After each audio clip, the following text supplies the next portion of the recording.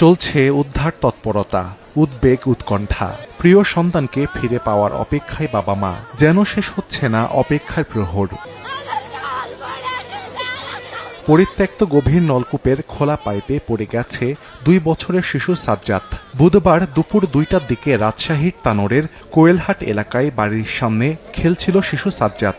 এক পর্যায়ে গভীর নলকূপের পাইপের ভেতর পড়ে যায় সে।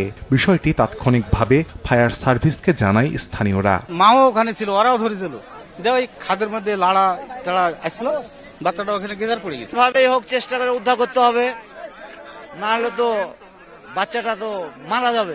খবর পেয়ে ঘটনাস্থলে পৌঁছে শিশুটিকে উদ্ধারে তৎপরতা শুরু করে ফায়ার সার্ভিস। পাইপের ভেতর বিশেষভাবে অক্সিজেন দেওয়ার ব্যবস্থা করা হয়। এসকেভেটর দিয়ে মাটি সরিয়ে গভীরে প্রবেশের চেষ্টা করা হয়। গভীর আর কি, এটা আমরা পেয়েছি। বাচ্চাটাও যত দুর্বল হয়ে গেছে, অনেকক্ষণ আছে, ছোট বাচ্চা, 2 বছরের বাচ্চা।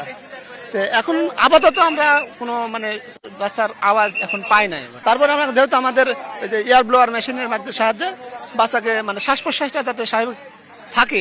দীর্ঘদিন ধরে গভীর নলকূপের পাইপ খোলা রাখার ঘটনায় জড়িত বরেন্দ্র কর্তৃপক্ষের সংশ্লিষ্ট কর্মকর্তাকে আইনের আওতায় আনার দাবি জানিয়েছেন এলাকাবাসী। প্রায় 4-5 ঘন্টা কাজ করার পর এখন 25 ফিট পর্যন্ত খনন করেছে। আমি আশা করি আরো 15 ফিট, অর্থাৎ প্রায় 40 ফিট গভীরে গেলে আমরা ভিকটিমের দেখা পাবো।